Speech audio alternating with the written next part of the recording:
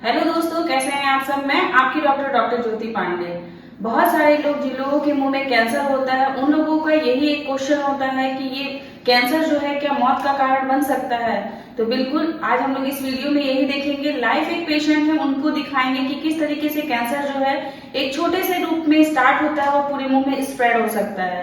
Conditions क्या होती है, सर्वाइवल रेट क्या होते हैं, हम लोग ये वीडियो में अंत तक सब कुछ को अच्छे से समझ लेंगे। चलिए वीडियो को शुरू करते हैं, टाइम बिल्कुल वेस्ट नहीं करेंगे। सबसे पहले तो कारण समझ लेते हैं कि मुंह के कैंसर होने के रीजन क्या होते हैं। तो सबसे कॉमन रीजन होते हैं bad habits like tobacco chewing, अगर किसी को आदत है स्मोकिंग, ड्रिंकिंग या फिर पान गुटखा सुपारी कुछ भी अगर खाते हैं तो बाकी लोगों की अपेक्षा उनके मुंह में कैंसर होने के चांसेस जो है वो ज्यादा हो जाते हैं। लेकिन किसी किसी में जेनेटिक फैक्टर की वजह से भी मुंह के कैंसर हो सकते हैं, या फिर अगर कोई ओरल हाइजीन अपना अच्छे से मेंटेन नहीं करता है तो भी मुंह का कैंसर जो है वो बन सकता है। अगर किसी के मुंह में बार बार से क्लिंचिंग होती रहती है, बार बार से उसके गाल कटते रहते हैं, अल्सर होते रहते हैं, तो उनकी वजह से भी मुंह का कैंसर जो है वो बन सकता है।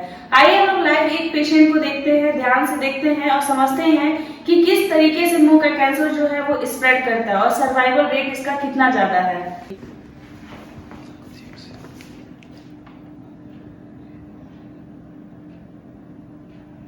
अभी आप जो ये कंडीशन देखे हैं पेशेंट का, जिसमें कि ओठ के जो नीचे का एरिया होता है वो पूरा का पूरा जो है वो कट चुका है। वहां पे बहुत ज्यादा स्पेस बन चुका है, मुंह से बहुत ज्यादा स्मेल जो है वो आ रहा है। मतलब इस एरिया में अभी जहाँ पे हम खड़े हैं आसपास के कुछ दूर तक जो है इनके मुंह सिर्फ खोलने से ही वो महक जो है वो पता चल रहा है।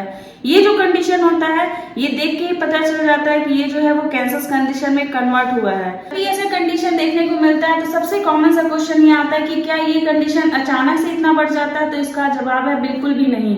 स्टार्टिंग में जब किसी को भी इस टाइप का फटना जब शुरू होता है स्किन वहां का, तो वो आपको खुद पता चल जाता है। पेशेंट जो है वो खुद जानते हैं कि यहाँ पे कंडीशन स्टार्ट हो गया है। ड्यू टू अवेयरनेस की कमी आप बोल सकते हैं इस वजह से, या फिर वो डॉक्टर से डरते हैं इस वजह से वो सही टाइम पे डॉक्टर के पास नहीं पहुंचने पाते हैं, प्रॉपर ट्रीटमेंट जो है वो नहीं होने पाता है। अब हम लोग जो है वो सर्वाइवल रेट के ऊपर बात कर लेते हैं कि इसके सर्वाइवल रेट क्या क्या होते हैं।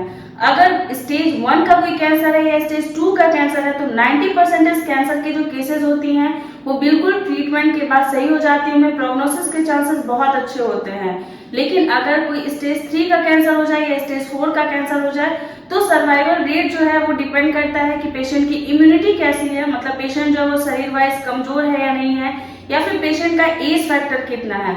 और सबसे बड़ी उम्मीद होती है कि पेशेंट जो है वो अपने लाइफ से कितना ज्यादा उम्मीद करता है। अगर किसी में उम्मीद है कि वो जिए अपनी लाइफ को पूरी तरीके से, तो उनकी इम्यूनिटी अपने आप से बूस्ट हो जाती है और प्रॉपर ट्रीटमेंट के बाद वो कंडीशन जो है वो सही कंडीशन में आ जाती है। लेकिन कुछ ऐसी केसेस भी होती हैं जिसमें कि मेटास्टेसिस होने के चांसेस जो है वो बढ़ जाती हैं।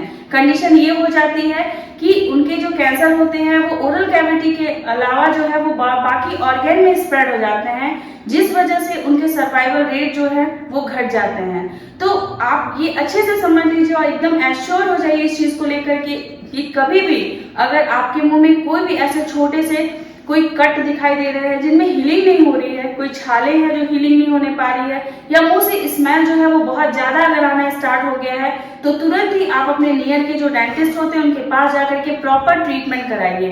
क्योंकि जब आप ट्रीटमेंट के लिए उनके पास जाते हैं तो अच्छे से आपकी ओरल कैविटी की जांच हो जाती है और जांच से ये डिटेक्ट हो जाता है कि कंडीशन जो है वो नॉर्मल हो रही है या फिर एबनॉर्मल हो रही है। तो सतर्कता ही बचाव है, ये बहुत पुरानी कहावत है और इस कहावत को आप लोगों को ही सही करना है कि आप जितना ज्यादा अवेयर रहेंगे उतना ज्यादा इस ओरल कैंसर से बचे रहेंगे।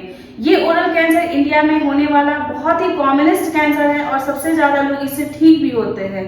लेकिन बस सही समय पे सही जगह पे पहुंचना है और प्रॉपर ट्रीटमेंट करवाना है।